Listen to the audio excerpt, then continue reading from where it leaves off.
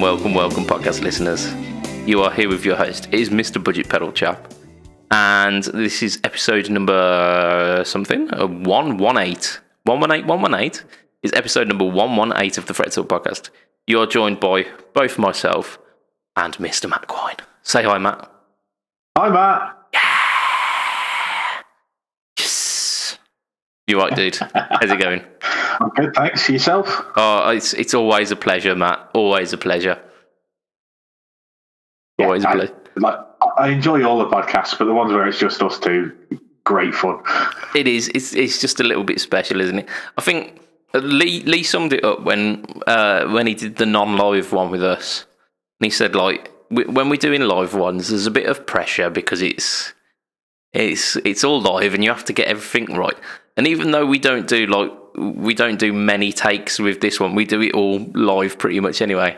It's just a little bit more chilled out.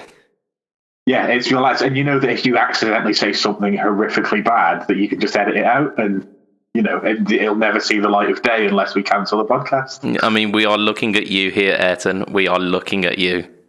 I mean, we're not, but we're thinking of you. Absolutely.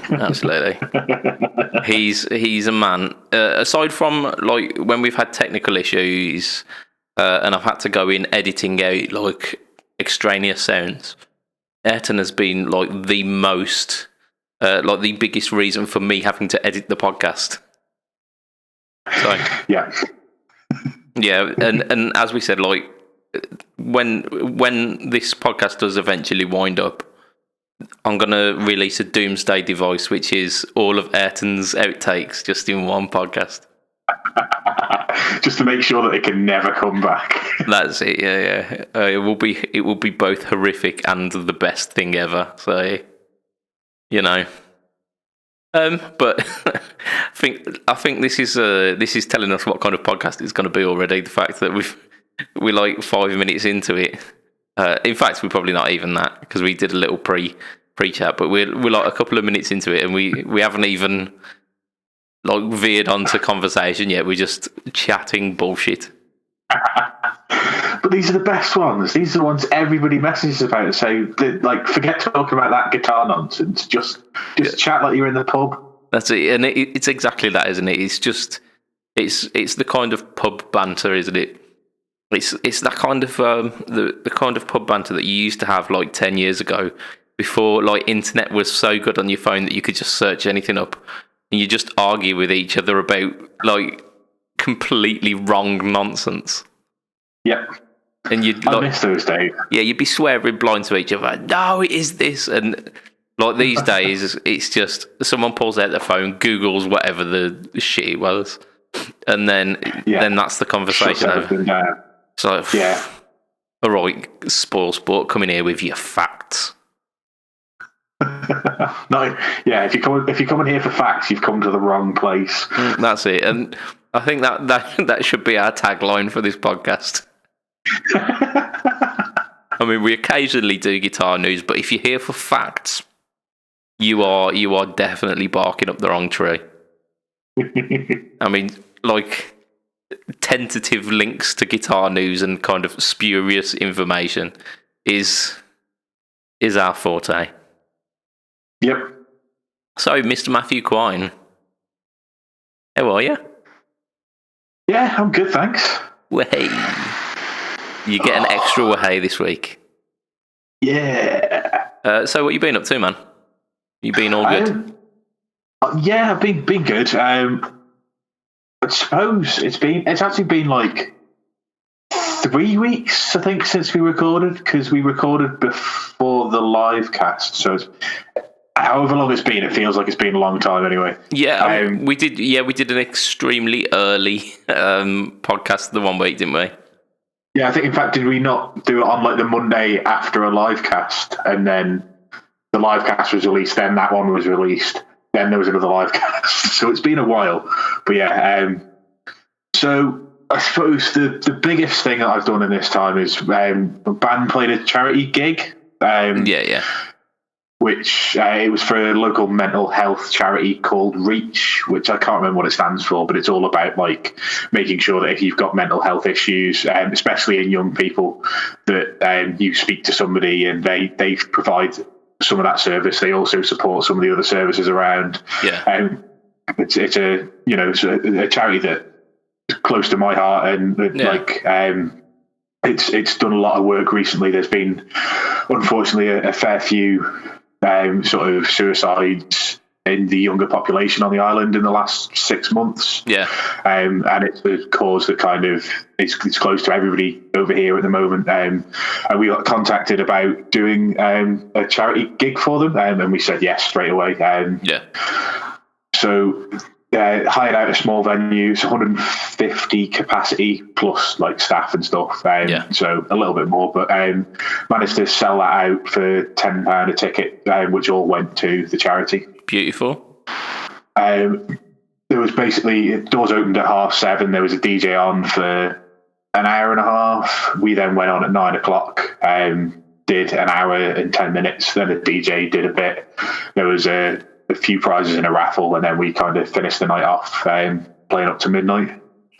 Nice. It was a really fun gig. It's one of the few times we get to play with an actual stage. It was in a town hall that's got an actual stage. We used our own PA so that we didn't have to hire the PA off the town hall to keep the costs down. But it's nice to be able to crank your sort of PA that you normally use in a 70-person room pub into a nice sized room.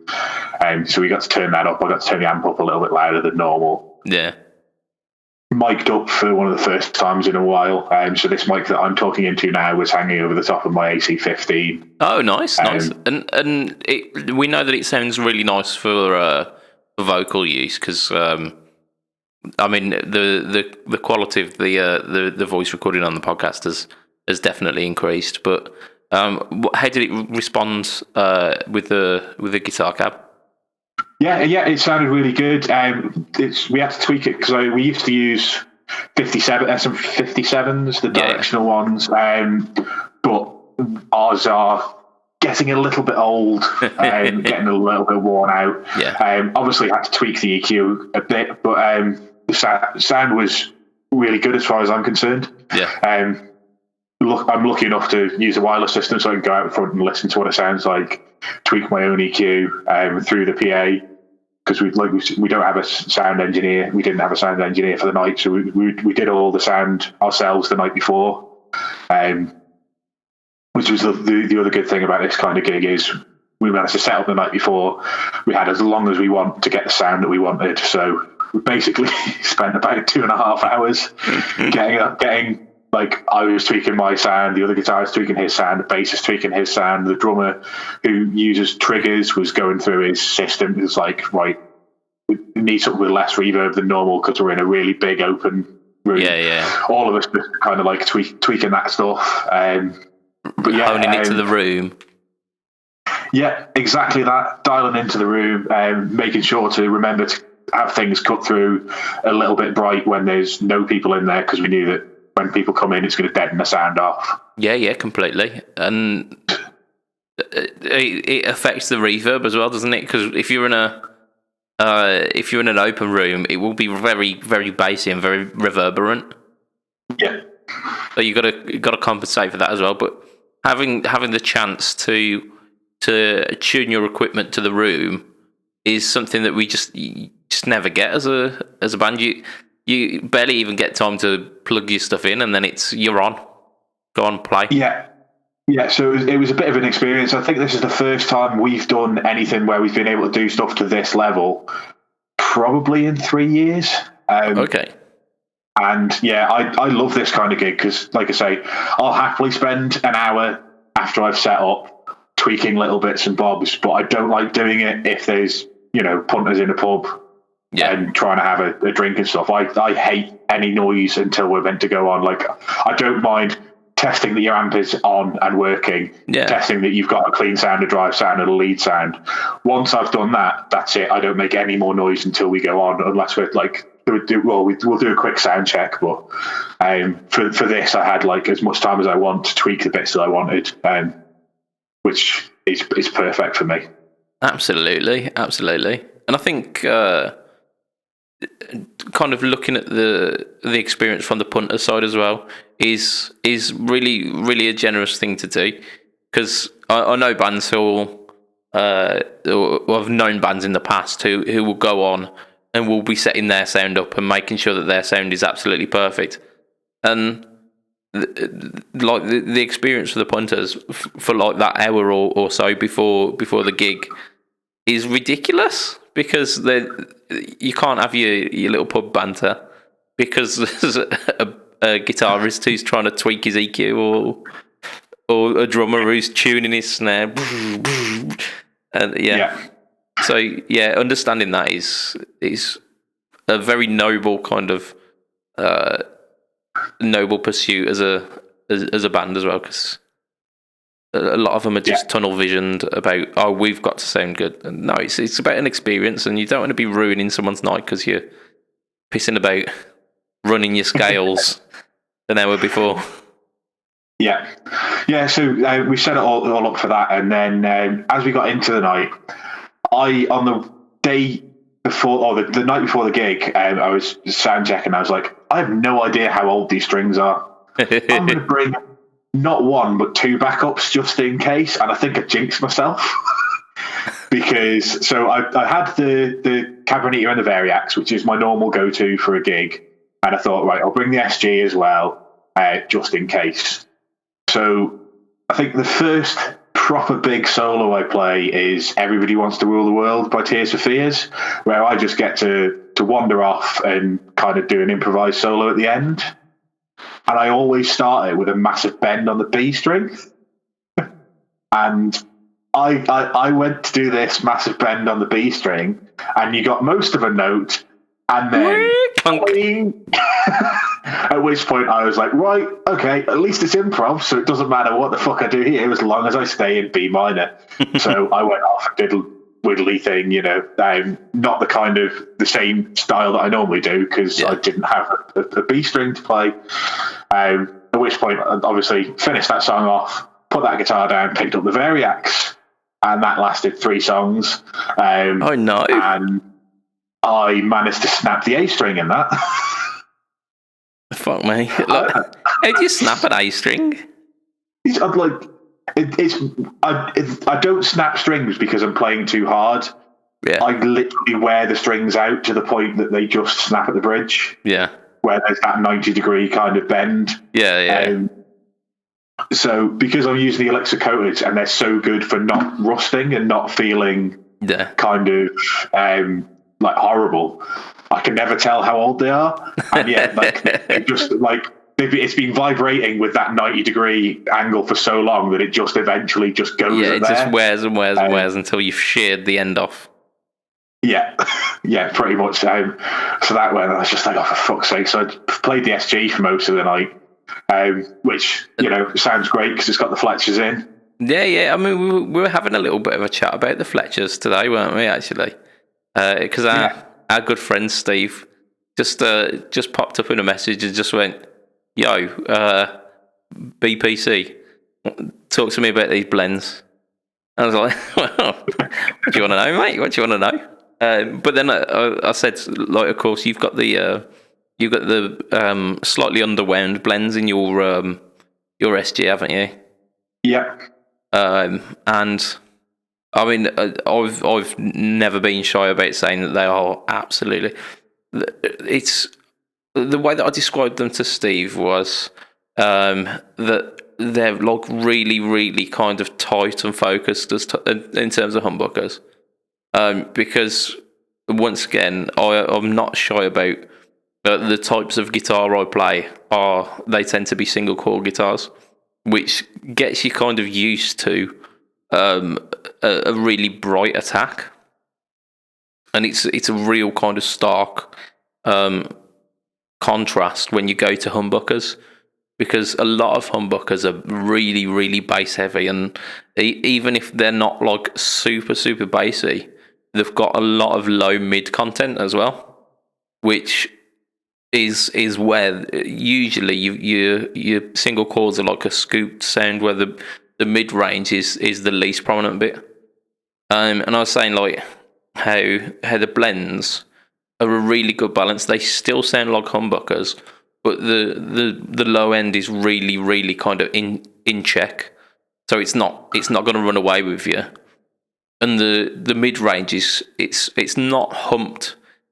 It's still there. It's still present, but it's almost like a kind of a flatter response mid range.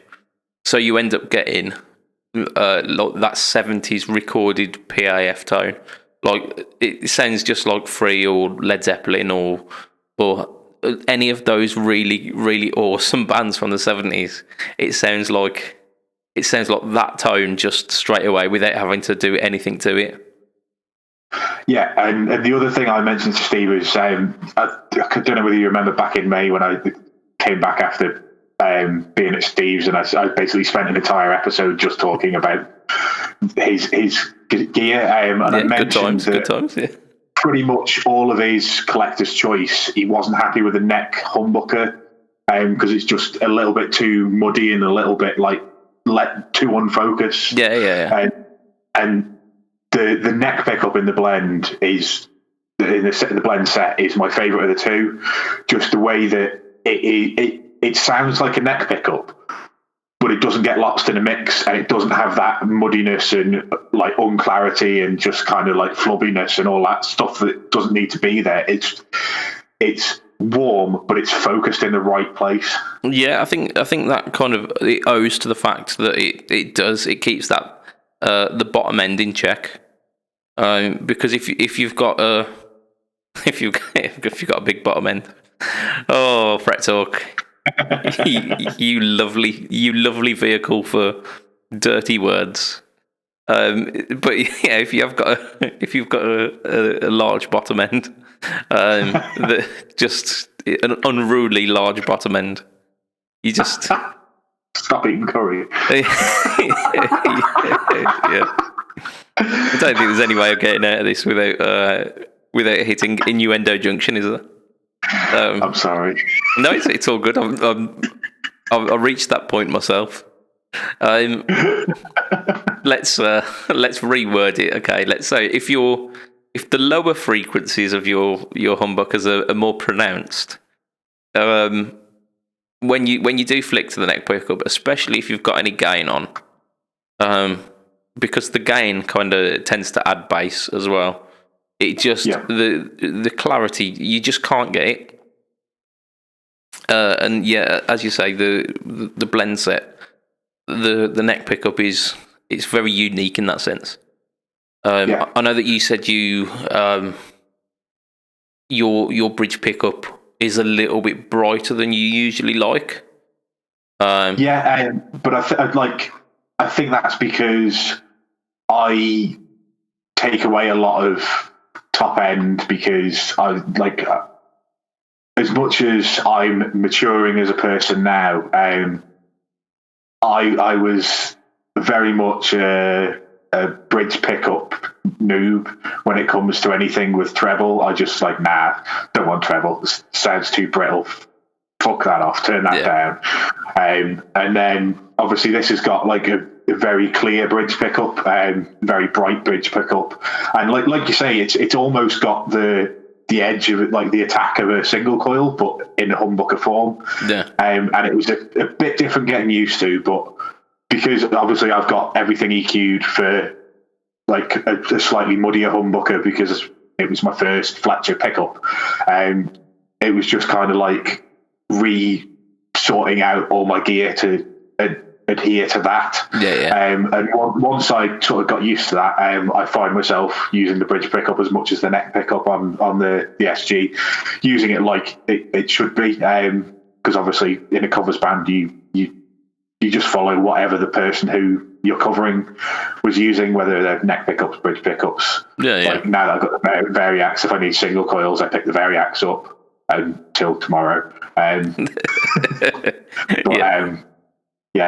So it was it was just a case of like incorporating it into the setup that I've got, and I wasn't used to having something with that kind of clarity. I also wasn't used to using tone controls. Every time, I tell you about it. I even made a video on the Budget Pedal Chat channel. And I do now use the tone control, and I find the tone control very useful for that pickup. If I'm using it to play rhythm, I tend to have the tone rolled down to about 8 rather than 10. And then if I'm playing lead and I want to cut through a little bit more, that's when you use that last little bit of kind of the tone knob to just kind of cut through and, melt people's faces. It's that a Spinal Tap moment, isn't it? You need that little bit to push you over the cliff. 11. and that's what the tone control does, isn't it? Because the tone control, for the first kind of from kind of about like 7 to 10 on the tone control, it doesn't really do much to the overall tone. It just it takes the initial attack away from the note. And it's pretty much like a presence control almost, in that it makes you go from sitting in the mix to cutting through the mix. Yeah, it's exactly that, isn't it? And then if you really want to get a soft sound, that's where kind of the 1 to 2 range on the tone control come in.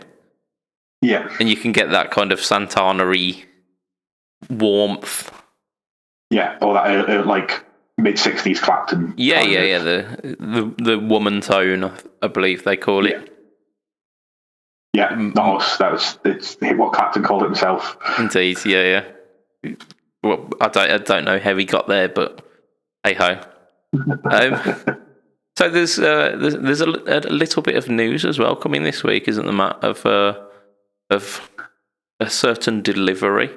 Well, in fact, actually, a couple of deliveries.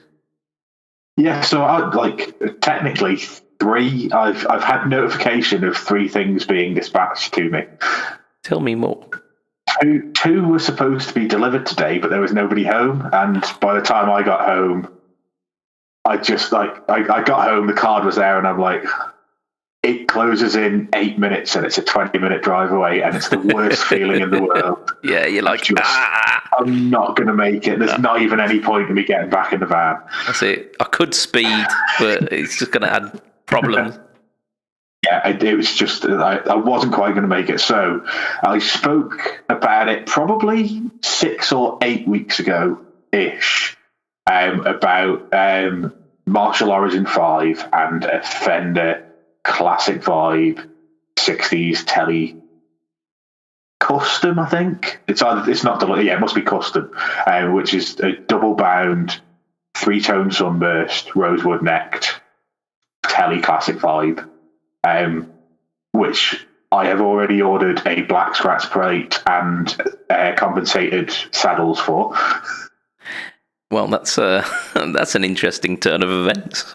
Because obviously the Classic Vibes don't have compensated saddles. They've got the 3 saddle bridges, but they're straight barrel. Yeah, the barrel ones, and they're just kind of standard steel barrels as well, aren't they? So absolutely no frills in it. Yeah, so I've ordered some brass compensated saddles that will go on it. I believe they're arriving probably later in the week rather than tomorrow. But I only ordered them when I got the dispatch notification for the guitar. Yeah, there's no point having a set of saddles sitting around for like 6 weeks. No, because it would have just frustrated me every time I saw them. I'd be like, but I want the guitar. Damn you saddles, mocking me. Yeah, so I ordered them. I ordered the black scratch plate, which is on the way as well. Buttes. And will probably arrive the same time. I mean, usually I'd be advocating a torque guard, and even though torque guards do work on sunburst models, I think having the black is an acceptable alternative. Yeah, I think it's a three-ply black guard, and I think that little bit of binding around that added to the 2 white binding around because it's a double bound telly, I think would just kind of offset it almost perfectly. That was I just kind of as I was like imagining it in my head, that's what was there. It was a black, white, black 3-ply. Pick guard. So that's on its way as well, and hopefully, I'll be able to try the guitar out tomorrow, and then put all the upgraded bits on over the weekend.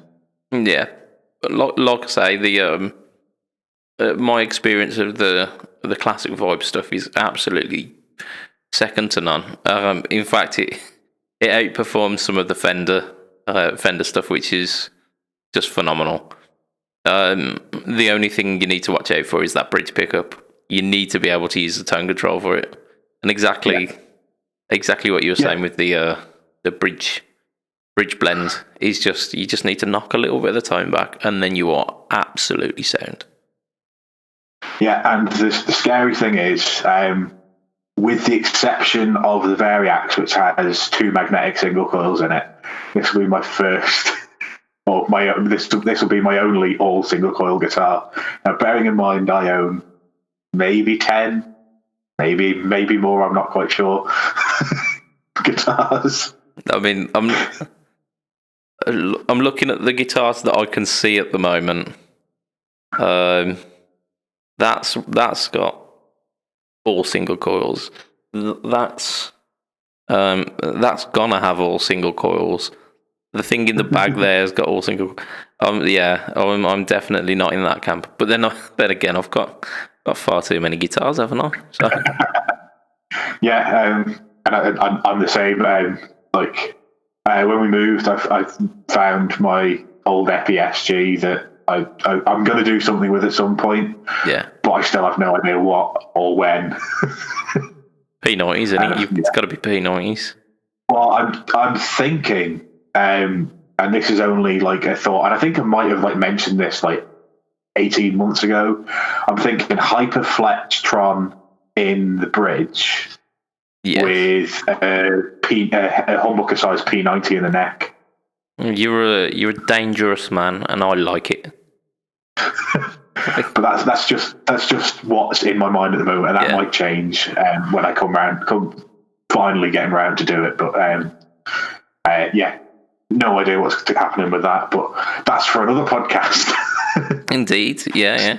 So, along with the classic vibe, which I can't wait to plug in, is a Marshall Origin 5, which is a little 1x8 5-watt Marshall Origin. I mean, that just sounds like immense fun. And the best thing is it switches down to 0.5 watt, so I can crank it in a flat. Way. Which is the reason that I went for it, because I love the Marshall turned up tone, and I know, switching down to 0.5 watt isn't going to be exactly the same as cranking a Plexi. No. And it's going to be close enough. The Marshalls are the Origins are quite low gain as well in terms of Marshall amps. That's the if I think of a Marshall turned up to 10, I think of that AC/DC tone, that it's not massively gainy. It's just valves opened up to be allowed to do what they're supposed to do. I can't remember who was having this conversation last week, but there was. I can't remember where the conversation happened, but there was a conversation going on in one of the groups, I think, on Facebook. About tone in general, and how one of the golden rules is you are using too much gain. Just plain and simple, you could do to turn it down just a touch, and then the dynamics of your notes will just bloom. And it's something that, again, as I mature, I find that I turn the gain knob down on literally apart from the Raise the Dead, but on everything else. The Raise the Dead is there. It's a nostalgia button, isn't it? It is. I think I described it as a smile machine at one point, which is exactly what it is. It's there to make you smile. A couple of weeks ago, you mentioned about the Singer as well. Trying out some pedals. Have you got any more updates on that one? I think pretty much either the night after the cast or within a couple of days, I managed to plug him into the pedal board, and he had about 20 minutes to go through it before we kicked off into a full band practice. So we had a few different tests, and I'm pretty sure he wants the lowest gain possible. Like, he had the soul food, I think the one out of the pedals on that board that he used the most and enjoyed the sound of the most was the soul food. Yeah. And he didn't even have the gain up anywhere past halfway. It was very much just kind of adding a crunch, not any screaming lead or any sort of screaming drivey tones. Yeah. So he's going to try the DS1 next week. He hadn't bought it for that practice, but the next practice we do, he's going to try his DS1, see if he likes the sound of that, and if not, I think he's just going to take the soul food off me. Yeah. To be fair, if you've got a soul food and a DS1, you can have the DS1 set with just a hair of gain, and the soul food exactly the same, because they're two different kind of gain structures. You'd have a light and a medium drive, and that should be able to sort him for pretty much everything. Yeah, and I'm going to try and convince him to do that, because the moment he said, "Oh no, all I need is a tuner pedal and one drive pedal," and I'm like, "No, we can't be friends anymore." No, what you need to do is you at least need a mini board with a minimum of 5 pedals. That's it. Yeah. I mean, you might say that you only need one drive pedal, but have you heard of modulation? Can I interest you in some of this? Yeah, and the other thing that actually came about from that practice is so we're going to try and do Africa as our kind of encore song. Okay, yeah, it's a brave. Because obviously we've got a keyboardist, we've got 2 of us who can play guitar that can kind of fill out some of the sounds. Yeah. Obviously, there's so much production values in Toto's version that it's almost impossible to recreate that live. Yeah. What is possible is Weezer's pub rock version. Yeah, because Weezer famously probably about a year ago, probably even less than that actually, started. They not only did a recording of it, but then started kind of touring, playing it as well. Well, they released it on an album. They've released an album of covers this year, the Teal album, I want to say. Okay. And it's got there's a hard take on me on there, and there's a few others. I know there was just an album full of covers. Yeah, they covered 3 Toto tunes, didn't they? I think they only did. They did. I think they did 3 on their YouTube channel, but only one of them made the album. Okay, and I assume it would have been Africa. It was the big 3, so it was Hold the Line, Africa, and what's the other one? Rosanna. Yes. Yeah. Gotta love a bit of Toto. I massively do. But we were listening to the keyboard sound, and I can't remember what it is, but it's a setting on a keyboard, the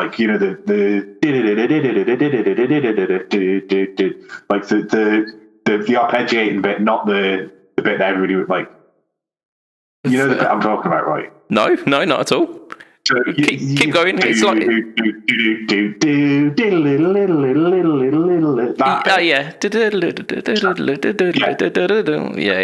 yeah. That bit is 4 different things on top of each other, slightly out. So it's the same piece, it's the same thing recorded, but split up and repeated 4 times, but an ever so slight delay, and it basically creates a chorus effect. Yeah. And the keyboard is I don't have chorus on this keyboard. What the hell am I going to do? And I was like, well, what's the output on it? And he's like, well, it's coming out as a jack and going in to the desk as a jack. And I was like, okay, hang on a second. Yeah. Picked up the only thing I had with me that could do it was the Moog Mod Factory. Okay, yeah. So I put that on the chorus setting, plugged him in, and he was like, "Oh, that sounds so much better." And I was like, "Yeah, it's I told you, it's just a chorus effect." Chorus, yeah. He's like, "Well, I was reading up on it, and it's split up, and it's the same signal, and it's all slightly delayed and in different things. I'm just like, yeah, it's what they've done. A described chorus. Yeah, I just ended into a chorus. They went about chorus in a really, really ass-backwards way, essentially. There's a pedal that could do that. They literally, like, Boss invented a stomp box specifically for keyboards to be able to do this. Yeah. So I've now got the keyboardist using pedals. Nice. Yeah.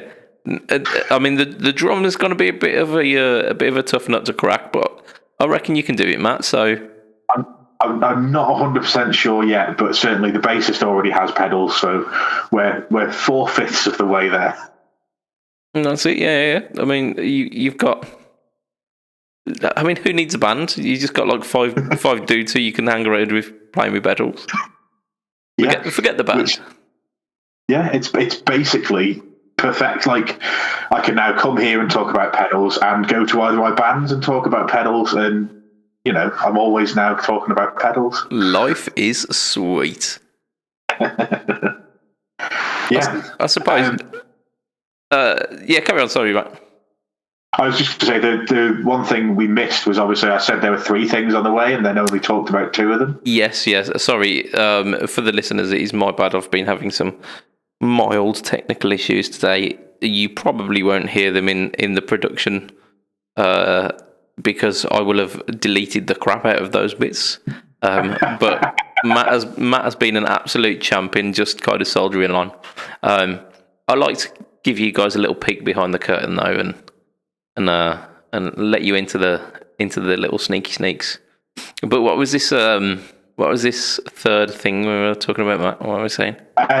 So if people remember back to April, May, and June, there was a certain YouTube series that I was fairly invested in. Mm-hmm. And what could that be? About a Black Les Paul studio from the 90s. Yeah, I am picking up a slight bit of remembrance here. We're going on. What we're saying? Tell me more. So so the last video that was out on it was the final finish before any hardware was put on, and that was back in June. And I've been waiting patiently, and obviously Andy has a family life. He's got a lot of events now that he works for Tome, and he's got a lot of things on. I didn't want to chase him. I casually sent him a message about a month and a half ago and was just like, any update on the Les Paul? And he's like, oh yeah, I'll get around to it. And I was like, I'm not chasing him. And then I just sent him another message this week and was just like, is the Les Paul finished yet? Have you? The guitar was finished. I think it was finished like mid-June. But he wanted to keep the guitar around until he's edited the final video in case he needs any more shots of it or any more. Which is like, it's perfectly completely. Although I've paid for the guitar, I haven't paid for his time, because he wouldn't let me, because he's such a nice bloke, because he's obviously getting to put it on his YouTube channel, and it helps him grow the channel as well. And I was just like, look, keep it around until you've edited that last video. Now I messaged him this week just to find out, and he was like, yeah, I'm trying to work out the cheapest way to ship it to me. So actually what's happening is he's shipping it to his parents, who are then forwarding it on to me, because that's the cheapest way to post from Austria to the Isle of Man. Okay, yeah. He was just like, so in the next couple of days, which was a couple of days ago, he's going to send it on to his parents, and then once it arrives with his parents, it'll then get sent on to me. So hopefully in the next probably a couple of weeks, bearing in mind it's got to get from Austria to the UK, and then again from the UK to the Isle of Man is always a few days post. So I'd say probably 2 weeks. I'm hoping that it's here. My birthday's on the 6th of November, so I'd like to think that it's arrived by then. That would be pretty sweet, wouldn't it? That would be pretty sweet. Right, I feel, because I'm looking at the time. The timestamp on my laptop at the moment is not it's not valid, because we've got a large chunk in the middle where I'm swearing at a microphone. But it's all right because you unplugged it, so nobody can hear that. Yeah. I mean, they'll be able to hear it through your end, because it will come through your earphones. Basically, fucking piss balls. yeah, literal quotes from the moment. So I don't think we're going to get onto any news today because I've done shed loads of stuff between the last time that we spoke. When you were talking about your gigging experience and how you were snapping strings, literally you flashed to mind one of the things that I did like last week as well. So I was jotting down during that. I think you might have seen, thinking, what the fuck's he doing? But yeah, so last Wednesday, I can't even remember the date, but it weren't too long ago. I got a message off Yeoman's a couple of weeks before saying, "Oh, there's this gig going on. I know the support act, but I'm not really up on the main guy. But do you want to go? It's just like a cheeky little midweek gig. It should be pretty cool." Like, yeah, why not? I haven't been to a gig in a while. So the support act was a guy, and I'm going to butcher his name, probably Dan Petlansky. Kind of modern bluesy, kind of like blues riff rock is the best kind of description of Dan Petlansky. Really kind of Stevie Ray inspired. You can hear that the kind of Strat tone is really Stevie Ray in the fact that it's kind of cleanish, with quite bright attacky drive pedals. So there's a lot of that. There's kind of Hendrixy stuff in there as well, and so you kind of get the idea of what he's about. Yeah. Sat through like a set of like his support act, not really knowing much of his stuff, and I was thinking, yeah, this is pretty groovy. Like getting the whole head nods going on with it. Like, yeah, it's all good. The guy comes on afterwards, who's the main act, a guy called Walter Trout, and he's a name that I've heard of. I've heard people cite him as a absolutely brilliant guitarist, and I've never really paid great deals of attention, which is my bad. Yeah, I mean, I'm the same. I've heard of him, never checked him out because I'm a terrible person. Yeah. I mean, there's so many artists that some have got to fall by the wayside. And within the first maybe 2 or 3 songs, he'd completely overshadowed Dan Petlansky. And this was me thinking, like, yeah, this Dan guy, he's doing some pretty decent stuff. Walter absolutely blew it away, absolutely. And me and Yeomans were having this conversation after the gig, where I mean they were both Strat players, and like I say, the Dan Petlansky was very much the kind of driven, clean tone kind of chap, where there was a lot of the guitar's character coming through. Lots of neck pickup, because why not? Which is what you do with Strats. But like the character of the guitar was very much the kind of focal point of the tone. Walter Trout's was completely different. His was like really creamy and mid-focused, almost like if you squinted your ears, you'd get kind of almost humbuckery territory. You could still tell that it was a Strat, but it was a really thick sounding Strat, and just the contrast of these two different tones was immense. But yeah, like I say, like having never really paid attention to any of Walter Trout's stuff, he got to have played close to about 2 hours, and I was hooked on every moment of that show. So I definitely, not only do I say go check out his stuff, but I say go check him out live if you get the opportunity, because he kind of resonated with me in the sense that his show, it weren't just him getting up there and playing some tunes. He does what I do on this podcast quite a bit, which is spins stories about his life.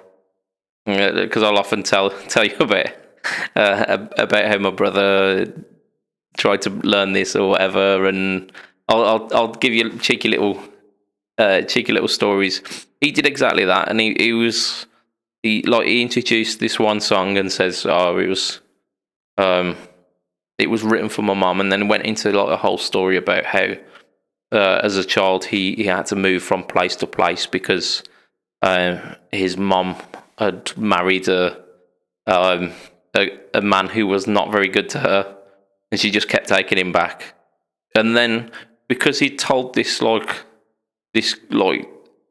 truly heartfelt story from his youth and him growing up, when he sung the song, it hit you so much harder, and it was the whole show was full of those moments where he'd introduce a song but tell you a little story with it as well. So which is why I say rather than just go and check out his music, because his music will stand up to time. It will sound good whenever you listen to it. The live shows take it to that next level. So I really enjoyed that. I think I just needed a good gig as well. Just one last point. You prefaced this by saying that it was me snapping a string at a gig that made you think of it. Did one of them snap a string at some point? Yeah. So yeah, sorry, I've ran off on a tangent. Didn't even come back to the original point. The bassist within I think the third song snapped. I think he snapped the D string. So like after that song, Walter takes a piss out of him a little bit whilst they change his string. Maybe about 30 minutes on, snaps the A string, doesn't he? So yeah, like bassist snaps two string, like really kind of odd looking bassist for the gig, because like a blues band you'd expect, I don't know, like a casual dress, or you'd expect maybe someone like suited and booted for a blues gig. There's a couple of different ways you can go. This guy wouldn't have looked out of sorts in a punk gig.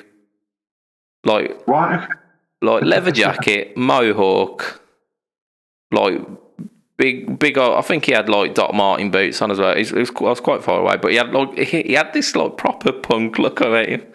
But absolutely wicked bassist, and was obviously thrashing the thing within an inch of its life, because he managed to snap two bass strings in a show. So that was pretty immense. Was he as out of place as the guy who was in Status Quo for their last couple of big tours? So I don't know whether you saw them. I saw them maybe 7 or 8. It might be longer than that. Oh shit! No, I was still in school. Okay, so I saw them about 10 to 12 years ago. Christ, I feel old, but that's a sign. Yeah. And obviously, it's Status Quo. You expect them all to look in their 60s and 70s, and yeah. I mean, you very expect that look. Yeah, I mean, I pretty much expect all of them to be wearing an open waistcoat. Yeah, and most of the band did, and most of them looked like they were in their 70s, and the bassist was playing a headless Strandberg. He was probably about 35, and he was wearing black trousers and a black shirt, and he just stood out so much from the rest of them, because it wasn't what you expected from Status Quo. No, it looks like he's got to be part of like a techno ensemble, and then he's busting out some Status Quo. Yeah, and then I saw them on Jules Holland 2 years later, and he was still there. So I thought it was a stand-in depth at last minute. Their bassist had pulled out, and they picked somebody off the scene that they knew of. Yeah. So their actual bassist played a headless Strandberg and just dresses fully dresses top to totally tail in black. differently and just does his own thing. And do you know what? He's a cracker bassist, and fair play to him. He's got himself in status quo, but he stood out like a sore thumb on stage with Parfit and Rossi. He's got the gig, yeah. But I think when you think in a status quo, you want to see Parfit and Rossi, don't you? That's what you're there for. And I think from that, he's doing a blinding job because he's dressed in such a way that he's taking your eyes away. Yeah, he's. I would have thought, like, being dressed in black, he's kind of stepping back almost visually. But the fact that he's playing a headless bass makes you think, huh? Yeah, like I was expecting P bass, jazz bass, maybe a Gibson, like, SG bass or something. Cheeky, yeah, that'd work. But he was playing like the most modern looking bass I'd ever seen. It's just, that's so crazy. Weird. Yeah, a weird juxtaposition, like the most futuristic bass playing one of the most traditional, rock styles. Oh dear. I saw Walter Trout play live, and he was fantastic. It's brought me on to. I mentioned before we did the cast that I've got like a little confession, haven't I? Yeah, I don't know what it is, and it kind of comes in with this gig. It didn't coincide with this gig. I didn't have the epiphany at this gig, but I've noticed, like, over the past kind of couple of months, I've been gravitating towards certain guitars, and those guitars have not been Telecasters. Oh no! I know, they've been Stratocasters. Of course they have. Of course they have. Yeah, I mean, it could only be, couldn't it? So, I mean, you can pretty much see this. I think you can. To the left of me is my Squire Strat. Yeah. Opposite that, which is off camera, is the Variax, and both of those guitars are on display. So that in and of itself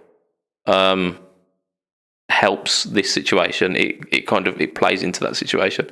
The guitars that you can see are the ones that you play, or that you tend to play. But yeah, like on the past couple of like video demos that I've been doing in the past, like little Instagram little posts and stuff, you'll notice that I'm playing a Strat style guitar. It's either the Variax or it's that Squire Strat. I'm not doing it just for show. It's happening more and more. I keep playing Strats. I don't know why. I think I'm getting into that kind of percussive, kind of reiki guitar feel kind of thing, and Strat neck pickups just do that in spades. They absolutely do that. So I think about 5 years ago, my main guitar was a white Mexican Strat, and then I took a sudden left turn and went to the Telecaster. And I think I might be going back to the Strats. I think I'm returning home to that at that point. And like conversely to popular opinion, I really like the bridge pickup on a Strat as well. Like unadorned, not having to roll the tone off, I like the bridge pickup of a Strat. That's just wrong. Well, I can get on board with I'm wrong about Strat's bridge pickups, but I can't get on board with it if you can't touch the tone control. If you're not touching the tone control. Sorry, yeah. And I know that Strats don't come wired so that you can touch the tone control with the bridge pickup. Yeah, but that's wrong. Like I don't know who invented the pickup wire, like the standard wiring for a Strat as it is today. I don't know whether that's always been the way of the Stratocaster, where there's one tone control for the neck pickup, one tone control for the middle pickup, and no tone control for the neck pickup. I don't know if that's has always been the way it is, but it's wrong. Yeah, it's the tradition, isn't it? because I believe, or I'm just assuming that back then they had the guitar tone controls were there to kind of emulate double bass, weren't they? Yeah. And why would you ever need that on the bridge pickup? Because the bridge pickup is the one that you want, isn't it? The really twangy. Because that was the sound, wasn't it? That was the sound that you wanted. Yeah, and to be fair, you can use a Strat bridge pickup without the tone control. Yeah. You've got the tone switched off on all the pedals that you've got. I mean, I don't do that. You know I don't do that. I never use it without gain. Because gain it smoothens out that top end. But yeah, I've used the bridge pickup on a Strat and I've loved it. So, and the one thing that I can say about the Variax, which kind of fixes that problem of the Strat not having a tone control on the bridge, is the fact that it's a master volume and master tone, because it's got the 4 controls and the 2 are Variax controls essentially, so they don't do anything when you're in magnetic mode. Because of that, there weren't space to do this traditional Strat wiring, and it makes more sense having a master volume, master tone. I love that. Yeah, I don't understand why all guitars don't just have master. I kind of get why Les Paul doesn't, but I'd be happy if every guitar just had master volume, master tone. Yeah. I mean, it would make things easier, wouldn't it? You wouldn't have to remember, have I still left the tone off on the neck pickup, or yeah. There's no surprises then, is there? The only time I've ever utilised it differently is I can't even remember what song we used to play, but it was 2 guitarists playing the rhythm and lead parts, but there's also keyboards in it, so the other guitarist in the band was playing keyboards, so couldn't play the other part. So I had the neck pickup with the tone wound right the way down, just because that was one of the sounds, was like a really muddy, dull and sound. And the other sound was quite a harsh bridge pickup sound, and the like I said, it was the lead sound that was the neck pickup. It was like a really muddy one, and I had to kick on the tube screamer and swap pickups. And if I'd had to then also roll the tone off, I'd have missed the first 4 notes of the solo. Yeah. But having the option to have it like, I think I used my SG probably, or I used something that had four knobs on it anyway. Yeah. So yeah, I mean, I don't often utilise the 4 controls. I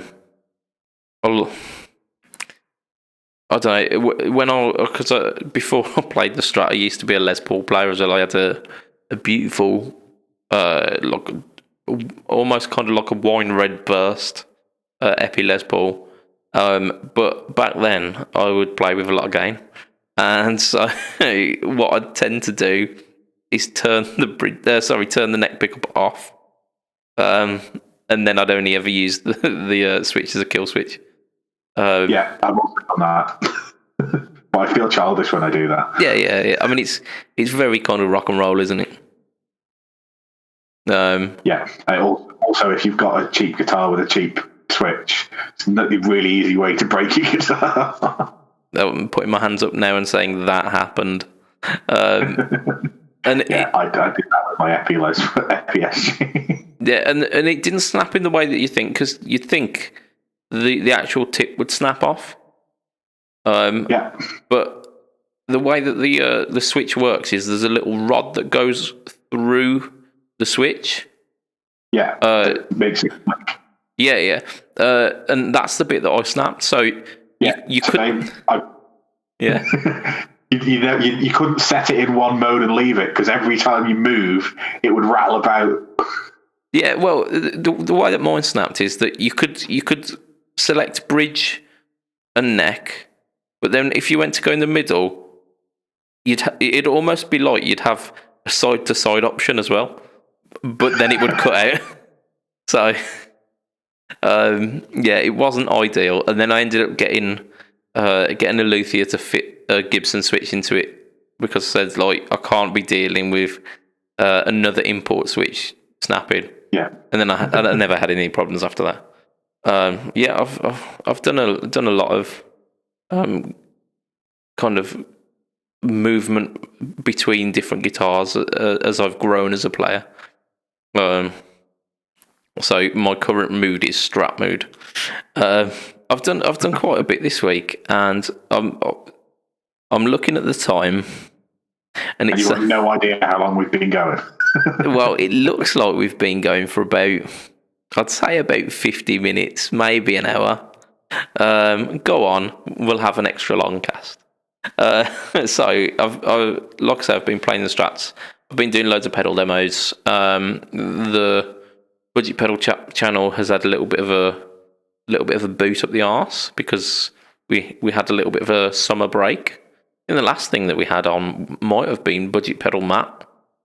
I think after Budget Pedal Matt, you had Everything Joseph have a takeover. Okay, yeah, because you two had kind of like a week on, a week off, a week on, a week off. I think because we had I think the Katana Mini head or something like sorry, the Katana Mini from Everything Joseph. But yeah, it was kind of a couple of little takeovers which were brilliant, and we ended up getting a little bit of metal from our man Everything Joseph, which is definitely something you don't get from me. But I've started kicking off with a new series called No Talk, All Tone, or NUTAT for short. NUTAT. And we kicked off with the Mosky preamp. I think it's called the Preamp Deluxe. It's like a standard kind of MXR style enclosure, but on its side. Yeah, sideways. And the reason for that is because you literally can't fit everything in if you put the jacks in the right place. Because it's just chock full of stuff. So it's essentially you've got two sides. Your left side it looks a bit like a Timmy because it's got level, gain, then it's got two little mini toggles for like bass and tone. So essentially almost like a sweepable presence for the tone, and then the bass is just it adds more bass. The tone controls are so powerful that you can get unusable tones out of it, which for such a cheap pedal, that's fine. You don't expect it to be usable across the entire sweep, but considering like if you tame the bass knob quite a bit, there's a lot of usable tones in it, and that side of the pedal it's really nice. It's low gain, almost kind of blues drivery, but then it's also got like an added boost function, which it's boost before drive, so it then just adds a little bit of volume and a lot of gain. So it becomes a really, really versatile pedal. And when I first tried it, I must have tried it in a rush and threw a guitar and an amp setup that didn't suit it, because I kind of discounted it as just you can have one or the other on, or you can tailor it. Sorry, you can have like the drive on, and if you add the boost, it gets muddy, or you can tailor it to the drive and the boost. And if you take the boost off, it's too thin and nasal. But I had to go through it again and did this no total tone, and it sounded pretty much bang on wherever I set it. So I must have just been having a bad day. First time I used it. And the second one, this is one that you've seen, isn't it, Matt? Yeah, the Anna Echo. The Anna Echo, and yeah, I mean, you gave a comment at the start of this that I'm not going to let go. What did you say about the Anna Echo, Matt? It sounded really good when you used it as a reverb pedal. Yes, it did. Woo! We're back on that, Fret Talk listeners. We are back on that conversation. I know you've missed been it. going for 118 episodes. That's yeah. Reverb versus delay, and so in the bits where I weren't going very silly with it, I did say I said it's like a kind of a subtle slapback kind of tone, and then set it to an almost reverby kind of tone. But then it's got the added bonus of, because it's an analog delay, it uses I assume it uses a Bucket Brigade chip. The fact that you can get it to oscillate, and then you can play it like an instrument. And yeah, it degenerates into me making some silly sounds on it towards the end.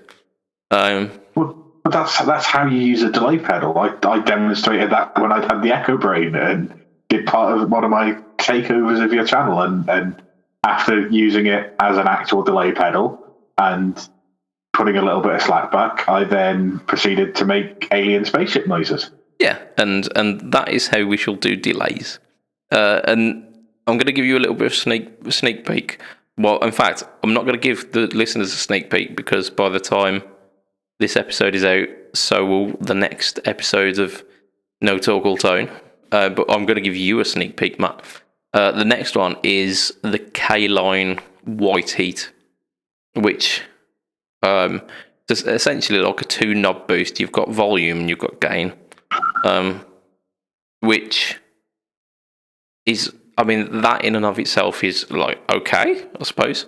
But so I'm told by Simon of JSA that the circuit is really not far from the DoD 250, which is like a classic kind of preamp pedal, which is very close in itself to the MXR Distortion Plus as well. So some really kind of classic preamp sounds. The only difference is that the K-Line doesn't have clipping diodes. So essentially, the clipping comes all from the op amp itself, rather than the op amp then pushing some clipping diodes. So it's less gainy, but again, like kind of, it's almost like a transparent drive pedal, almost along the same lines as the Mosky preamp pedal as well. So I really, really enjoyed that. I got some absolutely awesome tones out of that. However, I looked at the pedal, thought, this really doesn't stand up to the awesomeness, because I really enjoyed the sound of the pedal, but it looks just a bit boring. So I then decided to take the whole thing apart and respray it. And I don't think I've shared it on the BudgetPedalChap channel yet, but I probably will by the time this is out, because I've changed it a little bit. Looks cool. It looks really cool. Yeah, I keep describing it as looking like the 90s, looking like MTV in the 90s. Yeah, it's a little bit weird. It reminds me of, like it's definitely 90s, but like the eye in the middle, was it Goosebumps? The kids' TV show, I believe, that had a very similar eye. As like the O in Goosebumps. It was a kids' TV show in the mid 90s when I was a kid on BBC. I remember Goosebumps. I don't remember it being. I don't remember the eye being on that, but there was a program on Nickelodeon, I believe, called Little Monsters. Yeah, and it kind of reminds me of that. So hopefully by this point, by the time that this podcast is out, I'll have shared that. If I haven't, just use your imagination. So it's saying we're at an hour and 20. I don't think we're quite there yet, but let's do, because I think Joseph has won. He's definitely won this week. We can say that for a fact. But so that he doesn't win completely, we need to do a little bit of news. Okay. So I reckon we could smash out all of this news in 5 minutes. That's exactly what everybody wants. Yeah, okay. Yeah. Where are we starting? So the first bit of news is a friend of the podcast, Mr. Stuart Tate of Tate Effects. He has sourced some rather interesting looking germanium transistors. If you follow him on Instagram, the War of the Worlds ones. Yeah, they look like spaceships, like little flying saucers. Which that's how you know it's a good transistor. Yeah. But essentially, all about, and you Photoshop it into a into a big spaceship. Yeah. So he's managed to source a fair few of these new old stock germanium transistors, which not only do they look cool, but they get like some proper vintage tones on the go as well. And he has tweaked his Raise the Dead buzz to accommodate these. So it required a tiny little tweak of the circuit, but what is that? So rather than kind of trying to jerry rig it into the circuit boards that he's got, he's actually redesigned the circuit board to accommodate these. So like there's been a little bit of work going to this as well, and I've heard what they sound like. Bastard. and they sound really good. I think he shared it on one of his Instagram stories actually. I haven't seen it if he has, but I did see, because he kept teasing it, because obviously he photoed the transistors when they came in. Then somebody then photoshopped his photo and turned it into the War of the Worlds. Yeah. And then he released details on the transistors. So they're 1988 from the USSR, and like from the place where the tone has come from. Yeah. Basically. In Soviet Russia, the transistors will transist you. Exactly that. But yeah, then he did that, and then he shared recently a photo of the new circuit board with the Raise the Dead GE on the bottom corner. And he keeps teasing it, and if he shared a clip of what it sounds like, I've missed it, and I need to go and find it. Yeah, I believe he's taking pre-orders on them at the moment as well, and I think the pre-orders are going very quickly. I believe you've got a release date for when the actual pre-orders are shipping. Yeah. I think it's the 26th of this month, so it's not far away now. Yeah, I might be totally wrong. That's what I think I read. I was under the impression that it was in November, but it's just me speculating. So if you are interested in one of these, I don't think they're much more than the standards as well. I think they're like an extra tenner or something, which is ridiculous considering how like super special edition these are. Because once they are gone, it's not a place where you're just gonna happen upon some awesome old school transistors again. So 3 days ago, he put on Instagram there are 7 left, and the expected shipping date is the 25th of October. Oh, okay, nice. Yeah. So if he's not sold any since then, which is unlikely, so there's probably less than 7 left, if there's any left at all. Yeah, by the time this cast is out. Yeah, sorry. We're not here really as news vendors, so you need to be on. You need to be on this. Like, follow Stuart on Instagram. You will get the scoop on this kind of stuff. You've missed the other difference as well. The massive difference to the tone for this. It's got a black knob instead of a white knob or a clear knob. Yeah, it's also in a black enclosure as well, where the original Raise the Dead was like a sparkly orange enclosure. Yeah, it's black with an orange kind, like the bits that normally would be the orange bit on the front of the Raise the Dead are still there, but the rest of it's black. Yeah, it looks like the Raise the Dead's like evil older brother. Yeah, I like it. He has shared a clip of how it sounds, so I'm going to go and listen to that as soon as this cast is done. Yeah. and maybe place a pre-order. And that's it. Click, click, click, click. I can't afford to do, but I'll make it. I'm sure Stuart will sort you out. I'm sure you go, I can't afford it right now, but I'll just put a little bit of money down. Just reserve it for me. Sure, I'll sort that out for you. I reckon we'll just do the one more bit of news. Because I wanted to talk about this news because earlier today I sent you a message going, okay, what are we talking about, Matt? And you went, I'll just check Electro Harmonix website. They've always got something new. And they did. I was right. Yeah. I mean, it's like trying to score a bullseye on a board that is made entirely of bullseye. But I'll take it. I'll take it 100%. So, like yesterday, I think Electro Harmonix released a little kind of teaser that they are adding yet another of their classic fuzz circuits to the kind of nano line. So they started off. With the IC Big Muff. Then they did the op-amp Big Muff, and then the Green Russian. And have they done another one?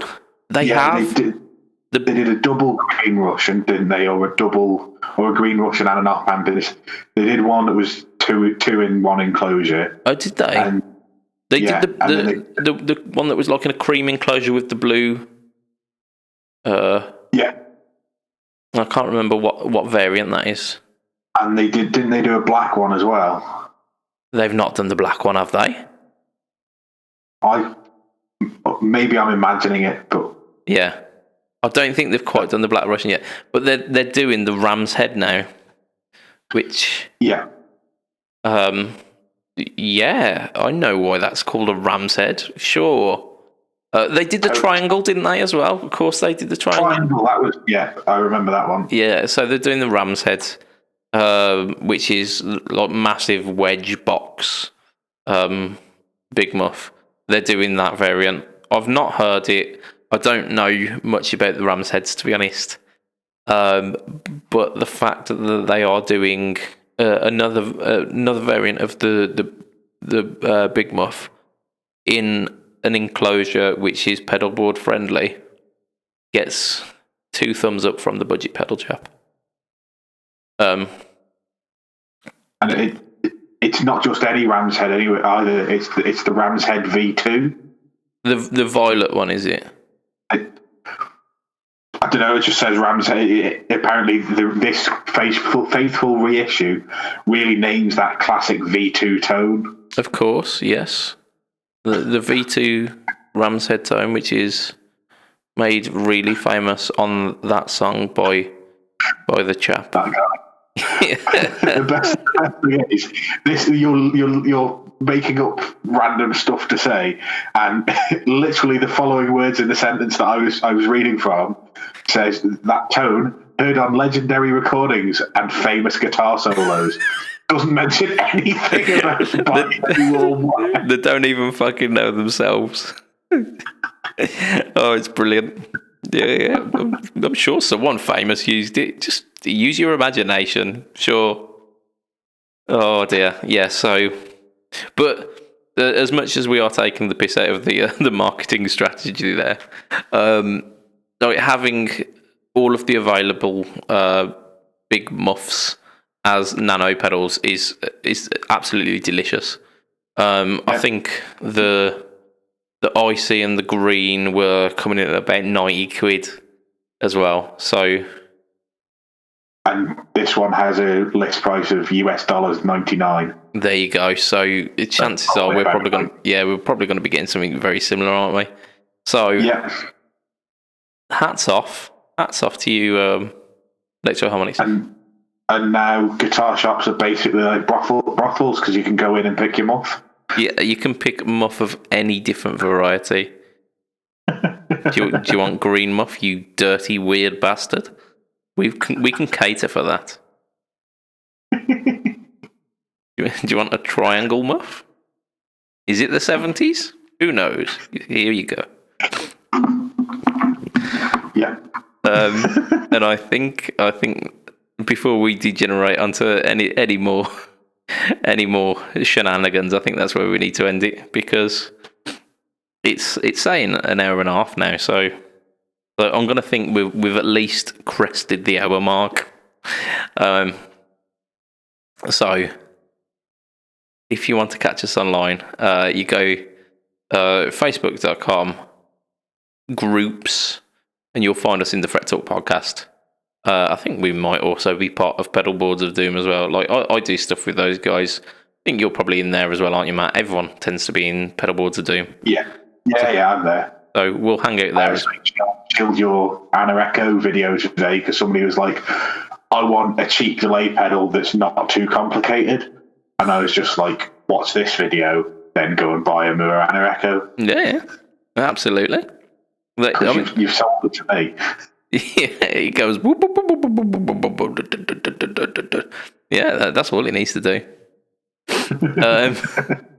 So yeah, you find us there. If you want to catch me personally, it's Facebook, Instagram, YouTube /BudgetPedalChap or at BudgetPedalChap, depending where you are. I also do work with Pedalboards of Doom. There should be some videos coming out very shortly of me demoing some pedals. So that should be nice. One of them might be a slightly shaky pedal. I think we know what that is. There's no point me trying to hide it. If you've listened to the podcast before, you will know. Matt, you are a frequenter of the Fret Talk podcast, which we are eternally grateful for. But you also frequent the Bad Bookers podcast. I do. You are heel_MattQ at pretty much everything. Yeah. And yeah, that's pretty much it. Thank you, listeners, for joining us on this quite meandering and tangential journey. They are always the nicest ones, and it's always great fun to have a podcast with Mr. Matt Quine. Before I sign off, I'm going to ask you the same thing that I've asked you the last couple of weeks, because it seems to be working. Our listenership is going up. If you could share this podcast with one person who you think will listen to it, and that means that our listenership doubles, and that makes the baby Jesus smile. But I mean, you can't say any fairer than that, can you? I mean, I think I have to add a disclaimer that I can't confirm nor deny whether that makes the baby Jesus actually smile.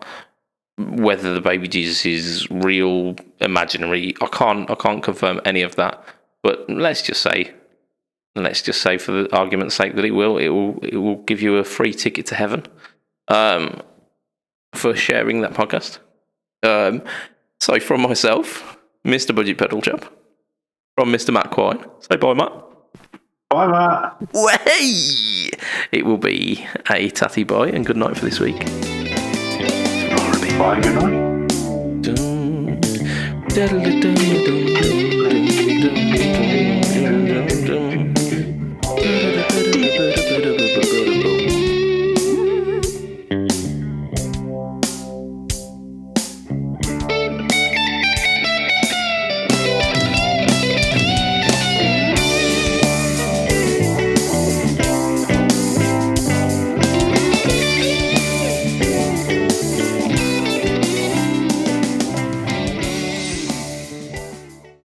I'll tell you what. As a little bonus to the outro of this podcast, let's have a quick look at them. Right, so as you were saying, blues wanker, I was like, oh shit, we were talking about modern guitarists, weren't we? Go on, we'll do that one then. So this is bonus content here. This is bonus content for Joe of Hello Sailor, because he asked a question on the live cast which we promptly ignored because Lee wanted to talk about Germany and schnitzels. So modern day guitar hero ? So like back in the kind of pioneering days, you had some absolutely massive guitar heroes, didn't you? I mean, like ever since kind of the start, you had like Hank Marvin. You had like people like Chet Atkins and Les Paul kind of pioneering the electric guitar, and then when they found out that guitar sounded really awesome once you turned the amps up, you had Pete Townsend and Jimi Hendrix, Eric Clapton, all of these kind of guitar quote unquote heroes back in the day, where they were like massively revered, like icons of the instrument. And Joe was saying how what our thoughts are about like the modern equivalents, and do we have them? Is the guitar hero dead? If so, why? Like in my head, the last guitar hero, quote unquote, is probably Slash. Yeah, I'd agree with that. Like the archetypal guitar hero. And bearing in mind that he was making the music that everybody talks about in 1988. Yeah, I think that's pretty clear that kind of iconic guitarist that is a household name even for people who aren't guitarists. Yeah, probably dying off. Yeah, so if not dead. Yeah, so I think if we kind of open it up to rock star rather than just guitar hero, I think the kind of the thought of the kind of the archetypal rock star has died off due to kind of society changing, because what came along with the rock star was not just the kind of rebellious attitude, but also came along with lots of kind of misogyny and kind of very penis driven. It was very kind of phallocentric, wasn't it? Where it was almost notorious for being kind of manslags and championed for the fact that they are, and I think that society has grown up a little bit since then.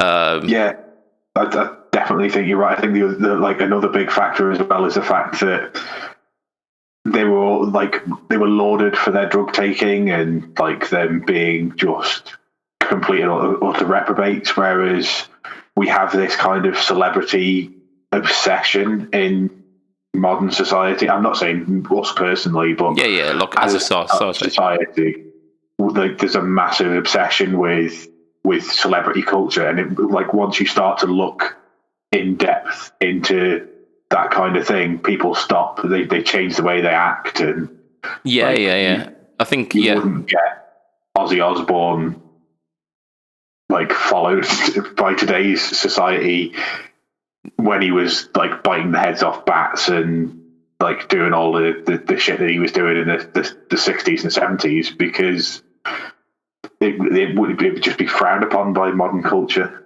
Yeah, I think the whole kind of the drug taking as well has taken a different turn as well. If you think back to Amy Winehouse of recent years, she was very much known for her relationship with drugs, which ended up then becoming her downfall. But it weren't portrayed in the media as being, oh, look at how cool Amy Winehouse is. Look at how rock and roll she is. She was very much kind of shamed for that lifestyle, and she was looked down upon. So it's almost like there's a level of scrutiny which has been reversed on our modern celebrities. I don't think we've ever got the right attitude for that kind of thing. Like in the 60s, they were lauded for taking drugs, and you know, as time's gone on, they've gone from like lauding them to shaming them. At no point has anybody said, like, okay, people talking about it outside the media, but the media has never said, we need to, as society, try and support these people to get the help that they need. Like, they might say that offhand in an article, but most of the article is aimed at shaming them or, criticizing everything they do and the fact that they're ruining other kids' lives because kids are going to copy them. At no point does anything ever say, let's try and help this person out. It's never about that. It's always about shaming them. Yeah, and it was always, it was the kind of conversation talked towards the help after the fact, after Amy Winehouse had died because of it. Yeah. Like, prior to that, it was always like whatever magazine was buying the photos up of Amy falling out of a club at this point, or going on stage and being completely wrecked, and so on and so forth.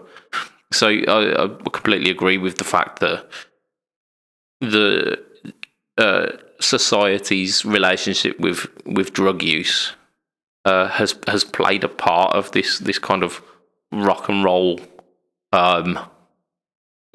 icon status, and I think